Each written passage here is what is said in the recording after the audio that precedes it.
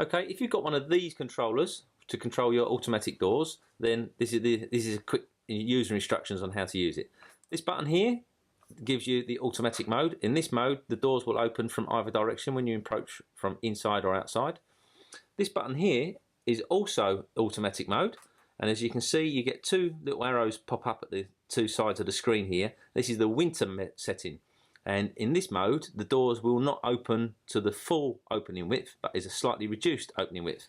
That's used for larger sliding or bi-parting doors, or if you have a very large single sliding door, then this will make the door open to a reduced opening width. So push it once to select winter mode, or this is summer mode.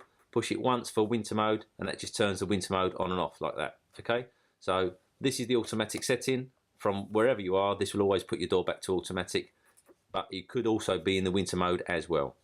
This button here is hold open, or as it says here, continuous open. Push the button one more time, and now the door is in the manual mode. This literally switches off the drive and disengages the motor, and now the door freewheels and you can push and pull the door backwards and forwards.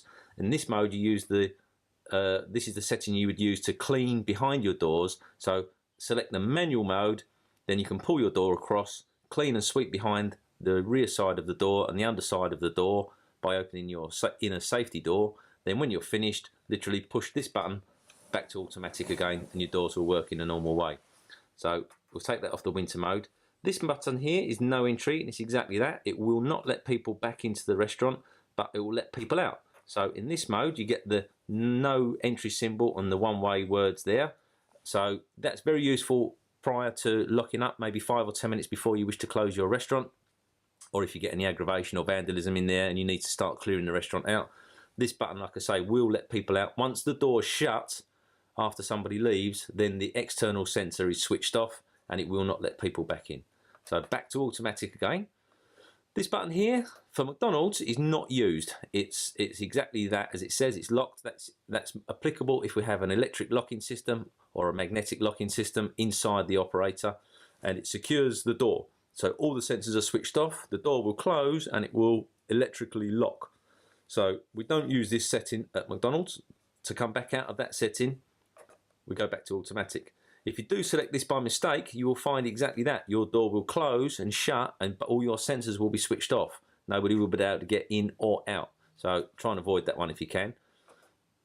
This button here is your reset switch. So in the event that you get somebody hanging around outside your restaurant under your sensors or in your doorway for too long, this button will act as a software reset, just like you do on your iPhone or your BlackBerry when sometimes you get a problem there. Also occurs if you get somebody knock or bash the door, because the microprocessor can sense the obstruction and it may want to do a diagnostic test. So let's push and hold that button for 5 seconds. You'll get a software version notice, and then it asks you reset control. This button at the top is no, this button at the bottom is yes. So just push that once and it does a software reset. Now the door will be, on the next operation, the door will open very slowly, and the computer will do a self-diagnostic test. It will weigh the door, measure the door, check everything is okay and working. Providing everything's okay, it will go back to fully operational use. So there we are. If you want to lock this keypad to stop anybody fiddling with the buttons, at the moment I can change these modes or these settings to whatever I want, as I was describing earlier, but we can stop this keypad being tampered with, and that's done by pressing record, star, padlock. Now we get this small symbol in the left hand corner here, and it tells us that the keypad is locked. Okay, so it doesn't matter what button I press, nothing happens, the mode doesn't change. So to unlock the keypad, it's exactly the same operation, record, star, padlock. Now it's unlocked, that symbol's disappeared. So if you find that nothing's happening, or the keypad's locked, or it's frozen, or it appears to be frozen, then check for that small symbol and that will tell you that your keypad is locked. You just need to unlock it and then go back to using it.